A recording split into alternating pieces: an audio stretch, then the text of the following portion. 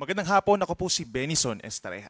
Meron muli tayong update patungkol po sa ating minomonitor na si Tropical Depression Salome as of 5 p.m. araw ng Miyerkules. Base po sa latest satellite animation ng Pag-asa, huli pong namataan ng bagyo, 215 kilometers na lamang po north-northeast ng bayan ng Itbayat sa Batanes.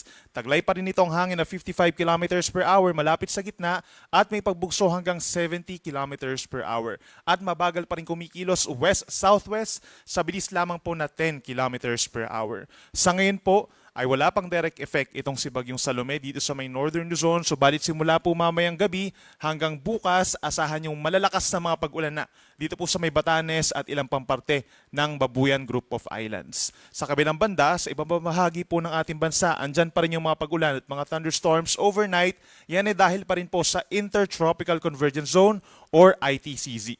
Ito yung linya kung saan nagtatagpo ang hangin from the northern and southern hemispheres. Pag nagbabangga ng mga hangin, ang resulta niyan makakapal na ulap at mga pag-uulan. Kaya't mag-ingat pa rin po sa mga biglaang ulan na nagdudulot pa rin ng flash floods, pag-apaw ng mga kailugan at pagguho ng lupa sa mga mountainous areas.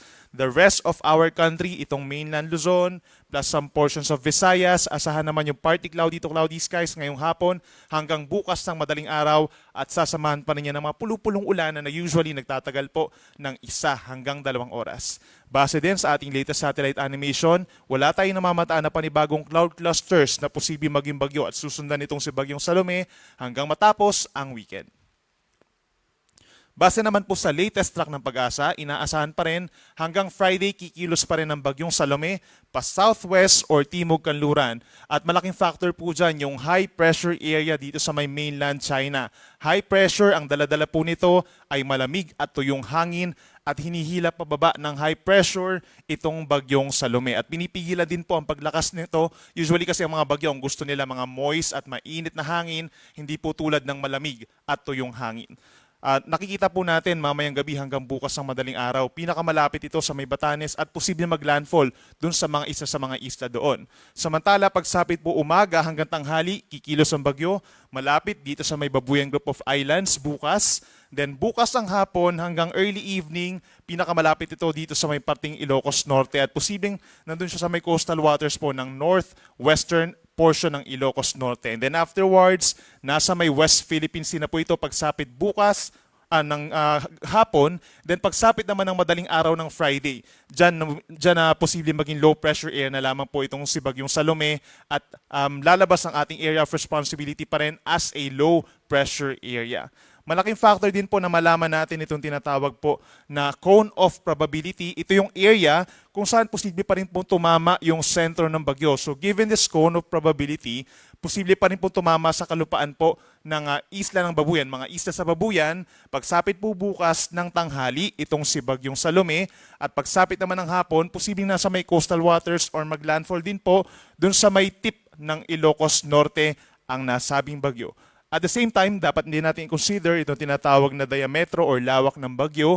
Hindi lang po siya isang point, no? So malaking bahagi pa rin ng Northern Luzon na magkakaroon ng mga pagbugso ng hangin at malakas na mga pag-ulan given na nasa around 150 to 200 kilometers po yung radius o yung distansya ng bagyo from the center hanggang doon sa pinakang outer portions po niya. Kaya naman, meron po tayong nakataas sa Tropical Cyclone Wind Signal number 1 or babala bilang 1. Malalakas na hangin po within the next 24 to 36 hours sa Batanes pa rin, sa western portion ng Babuyan Islands at maging dito rin sa northwestern portion of Ilocos Norte. Hindi pa rin natin inaalis yung chance na tataas pa ito ng bahagya into Wind Signal number 2 kung sakasakaling lumakas ng bahagya from 55 kph to 65 kph yung dalang hangin itong si Bagyong Salome at posibleng mag-intensify slightly as a tropical storm. And then afterwards, bukas po ng hapon, mas maliit na yung chance na nalalakas pa ito at mananatili na lamang as a tropical depression. Kaya asahan pa rin po yung mga pabugso-bugsong hangin dito sa mga nabanggit natin na lugar sa loob pa ng 2 araw or kahit makalampas na itong si Bagyong Salome dito sa may West Philippine Sea dahil sa pag-ihip ng northeast wind flow o yung hangin galing dito sa may Hilagang Silangan. Pagdating naman sa mga pag-ulan, simula po ngayong hapon hanggang bukas ng hapon, asahan po natin yung hanggang 200 mm sa dami ng ulan dito po sa lalawigan ng Batanes. Ito yung time kung saan binabagtas nga ng bagyo ang Batanes at ang kanluran ng Babuyang Group of Islands. At simula po bukas ng hapon hanggang Friday ng afternoon, meron pa rin tsansa ng mga pag-ulan sa may Batanes na posibleng umabot ng 50 to 100 mm. No?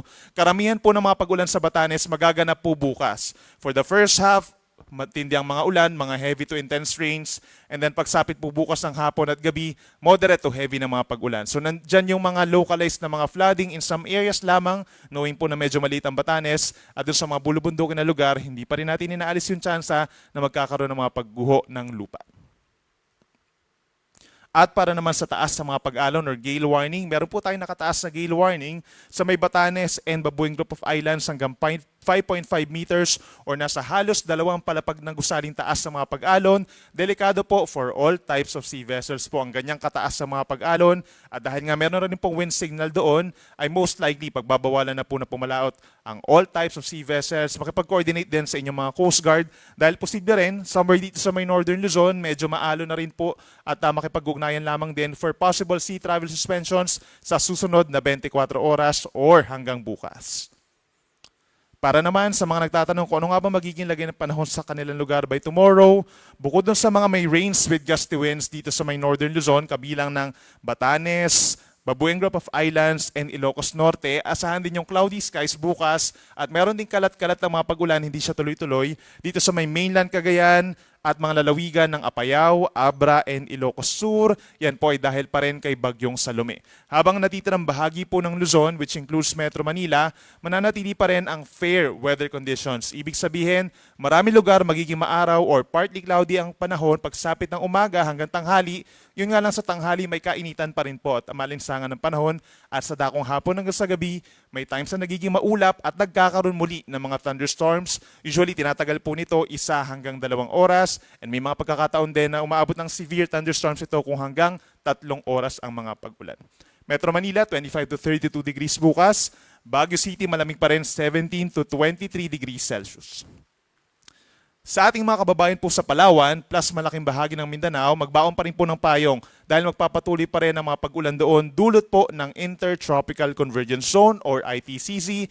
Hindi siya tuloy-tuloy ng mga pag-ulan, pero nagkakaroon tayo ng makulimlim na panahon at times at sinasamahan din ito ng malalakas na mga pag-ulan. Kapag may mga thunderstorms, generally light to moderate rains po kapag nagkaroon ng pag-ulan. Kaya mag-ingat pa rin po sa banta ng mga pagbaha at pagguho ng lupa dahil ilang araw na po na nagkakaroon ng mga pag-ulan sa Mindanao at Palawan.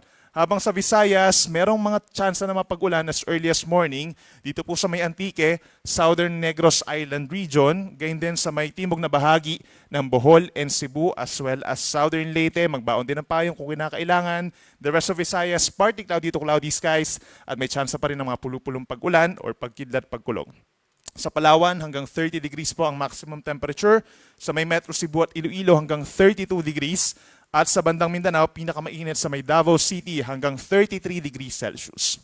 At para naman sa magiging lagay pa ng panahon natin hanggang sa weekend, we're expecting na pagsapit po ng Friday, itong Palawan magpapatuloy pa rin ang epekto ng Intertropical Convergence Zone. But the rest of Luzon sa Friday at buong Luzon, pagsapit ng weekend, asahan yung pagbuti ng panahon, partly cloudy to cloudy skies pa rin, madalas magiging maaraw naman sa umaga at sa dakong hapon hanggang sa gabi muli, mataas ang tsansa ng mga pulupulong pag-ulan or pagkidlat pagkulog. Sa ating mga kababayan po dito sa Visayas, we're expecting din po na fair weather conditions lalo na sa umaga hanggang sa tanghali. At pagsapit muli ng hapon hanggang gabi, bahagyang maulap hanggang maulap ang kalangitan na sinasamahan niya ng mainit at maalinsangan na tanghali lalo na sa mga kapatagan at yung malapit po sa mga coastal areas. Ideal pa rin po yung pamamasyal hanggang sa weekend dito sa Visayas at maliban na lamang sa mga pulupulong mga pag-ulan. At dito sa bandang Mindanao, pagsapit po ng Friday, Zamboanga Peninsula, maulan ng panahon. The rest of Mindanao, may improvement ng weather, partly cloudy to cloudy skies, mas dadalang na yung mga pag-ulan natin at mga thunderstorms. And pagsapit ng Sabado, mas marami lugar pa sa Mindanao ang mababawasan ng mga pag-ulan apart from localized thunderstorms na lamang. Pero pagsapit ng Sunday, mabubuo muli yung Intertropical Convergence Zone na magbabanggaan muli yung mga hangin po in the southern portion of our country. Mataas muli ang tsansa ng mga kaulapan at mga pag-ulan. So make sure na mayroon dalang payong at magantabay sa ating mga advisories or possibly heavy rainfall warnings po. Yan muna ang latest mula dito sa Weather Forecasting Center ng Pag-asa. Ang susunod na update natin ay mamayang alas 8 ng gabi. Ako muli si Benny Soles Sareha. Mag-ingat po tayo.